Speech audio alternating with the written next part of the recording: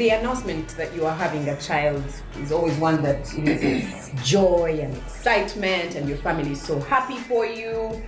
So it's a bit strange that when you do have your child and we are all congratulating you that you the mom are depressed and that you are sad about this new thing that has just happened in your life, this thing that so many mothers long for. Ladies, was your after-birth experience all laughs and giggles, or were you wallowing somewhere on a bed crying yourself to sleep? Yeah.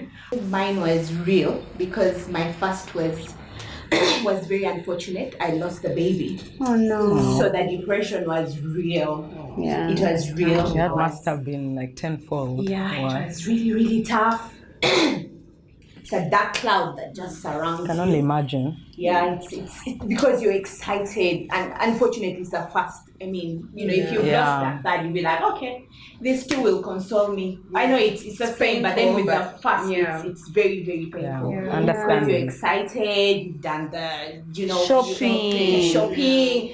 I had people that had sent in things from the UK. You're excited. Like you're ready for your life to change, and then so it was really, really tough. It was really tough going through that. But I had the emotional support from my husband, and it really helped because even the people that keep coming, I think you can always pick one or two things that help you, like that heal your soul. Yeah. Because someone came and said, you know what, maybe they were going to be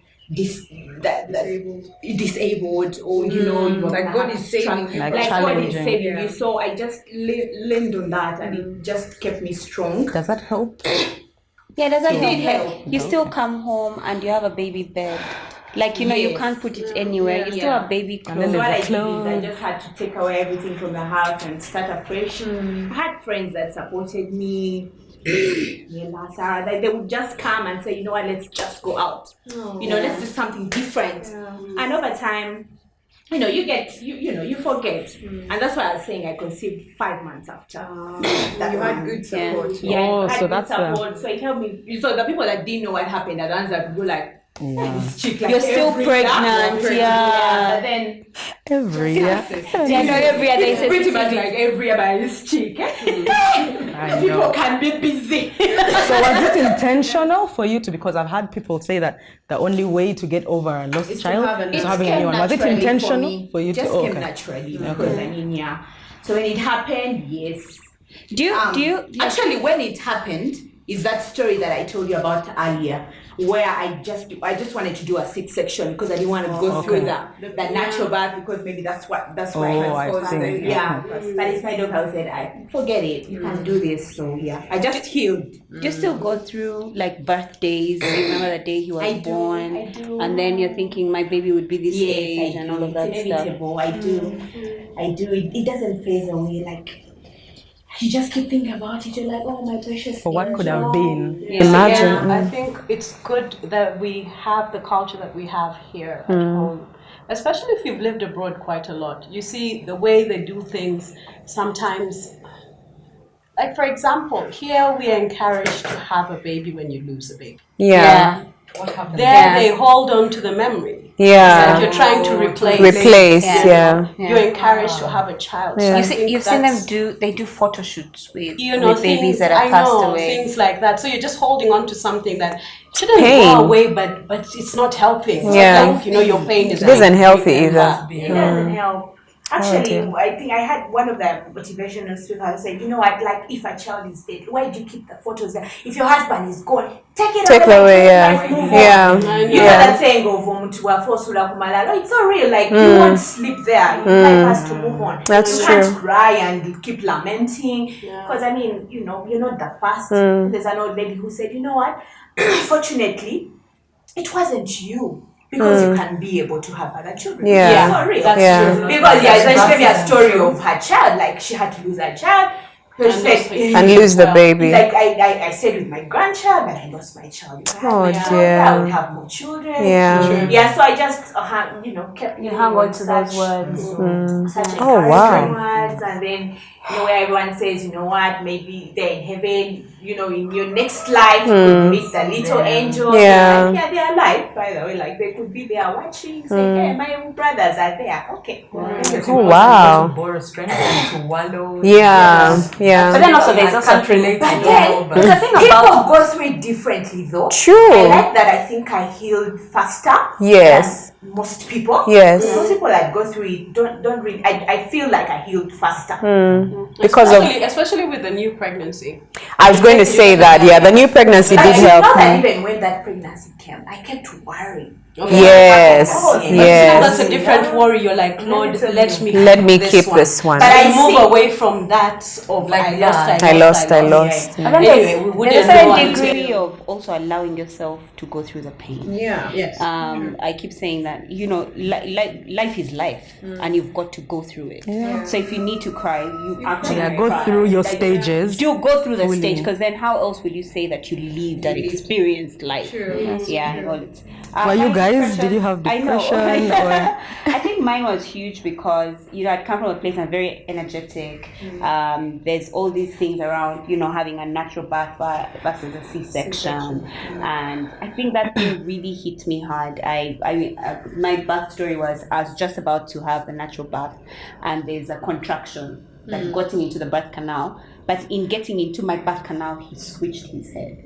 Oh yes, you dilated fully, and then you had to have a So C-section. now, and so I'm being taken to theatre after I've gone through a certain number of hours in labor, and then after I had the baby, he was okay, but then everybody, how everybody keeps coming to and hospital.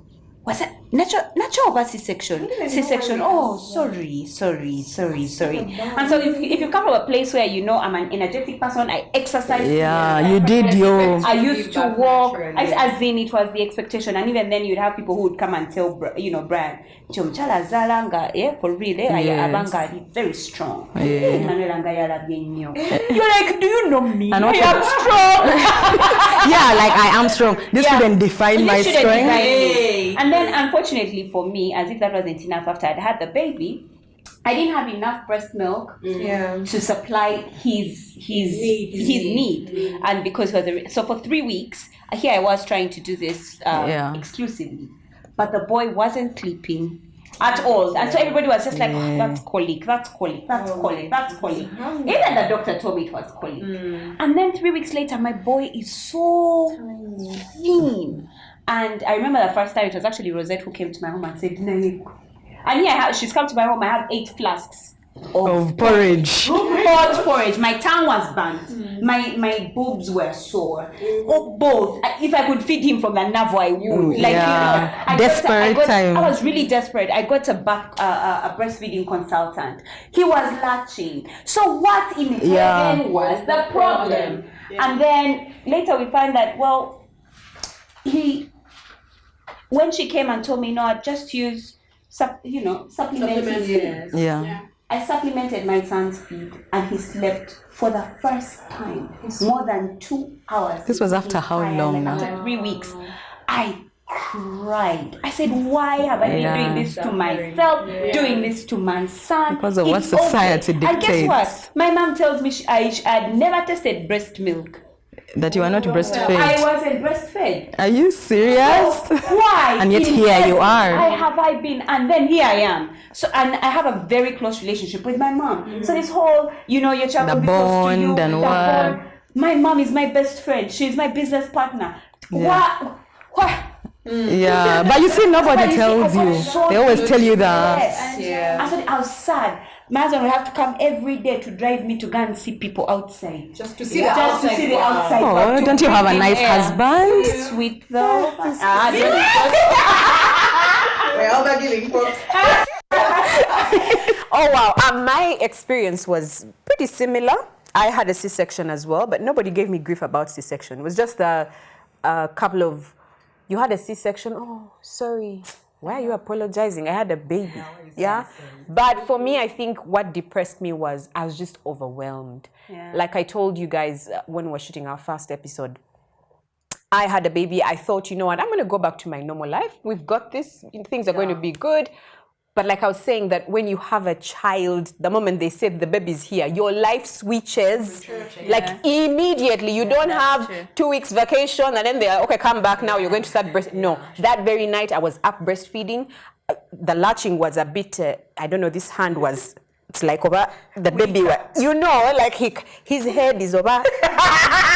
Then the nurses are telling you, make sure his head is in the, support the head. Meanwhile, you're bleeding. This side, the incision is painful. My breast milk supply, like you, was not as good. I tried everything. People would tell me, drink this herb, take this tea, drink water, drink bushera, eat. Oh my God, I had it all and I tried most of it. But eventually I decided, you know what, let me supplement. So for me, it was I just had a general cloud of sadness over me. Yeah. I was sad and I was like, I don't understand why I'm sad. Okay, maybe I did. I had nipple sores because of poor latching. Yeah. I didn't have enough breast milk. And I was like, I have all this responsibility. This kid is looking up to, oh my God, it's too much. Thank you. It's so exhausting. So it wasn't until later. I mean, I used to see people talk about postnatal depression, but I was like, what's that? That's too big. There's absolutely no way I'm sick of that one. That's not me. So at what point did you give your experience a name? This year, when we had a discussion on Bumpler Facebook page, that women were talking about their experience, and I was like, wait a minute, that was me. That's exact. So we make it sound like it's this grand disease where you have to be, admitted in the hospital on drip. It's actually just feeling sad and overwhelmed by the responsibility. During that discussion on the Bump Love group, it's then that for the first time I understood how women throw their children in a pit latrine. Yeah. I've never understood. It can get to that. It can get to that. And so it's a very painful thing. Extremely painful. All right, Pumla, you haven't had an experience with it. It's something that I hear people talk about, honestly, and I really scratch to think back. Yeah. But I don't remember being allowed a moment of my child was. I think I first breathed again when my child turned 2 years. Like I don't remember him giving me a chance So I scratch back. I think back many times. People say, "Oh no, maybe you just didn't realize that you were going." I struggle. I go back and I'm like, it was so tough and overwhelming. Like everything they're telling me, I went through the exact same thing, but I wasn't allowed to feel sad about it or to feel depressed. My child, like sometimes I'll be like, "Oh my God, what's this thing that came out of my body?" God, I held back, like, come on. But I wasn't sad or depressed. It was just too much work. It was like, oh my God, this is too much work, and that's it. I totally agree with that because that's what I did for my fourth. I was ready for it. The first time it happened, I didn't know what was happening, and I thought I was being ungrateful because I had so much help. Everybody was there for me. But usually at about 4 or 5, I would become sad. In the evening. In the afternoon. I would just night and I'll be alone. No, like 4 or 5, as evening is coming, I would ask myself, what is it? Because when I'm pregnant, I want to be near my man all the time. So for the first ones, I was at home. So he would come and I would make him remove his shirt that he's worn the whole day, and I would sleep. Yes. So when I'm pregnant, I want to be near my man. But when I got my daughter, that's how I knew I was having a girl. I couldn't stand him. Oh my God! I couldn't stand him. So I was like, if I got this problem then when I wanted him near me, I was like, with my daughter, I'll be prepared. I had my maids for 13 years, 10 years. I gave all of them leave for 3 months. Wow. So I said, I'll be so tired because me, I was the type of mother who had like 3 maids and who carries them. But now I said, I need to be on my own. For the first time, I didn't even get like help from my mom or anything. So no, I was to your own home. Yes, but you see, dudes are not going to be with you after a week. He has to go back to work and everything. So I was with my Asante from the beginning, would be together, sleep together, everything. So whenever I'd feel the depression coming, I'd keep busy. So when you say that, I think, because me, I kept thinking maybe I got depressed because I had too much help. So I said, let me take away the help, then, but then in your case, if you've lost a child, I think it's more understandable when you're sad when you've lost a child. I mean, it's not good, but like in my case, I felt I was being selfish, ungrateful. Because my mom would come and say, "Can I bring this?" And I would snap at her. Yeah. And then after I would be, "Mommy, I'm sorry." And she'd like, "I understand." So with my daughter, I was like, yeah, absolutely. Oh, wow. All right, you have heard the ladies' experiences. We want to talk to an expert, someone who deals with this postpartum depression on a more regular basis. That's coming up on Bump Love. Stay with us.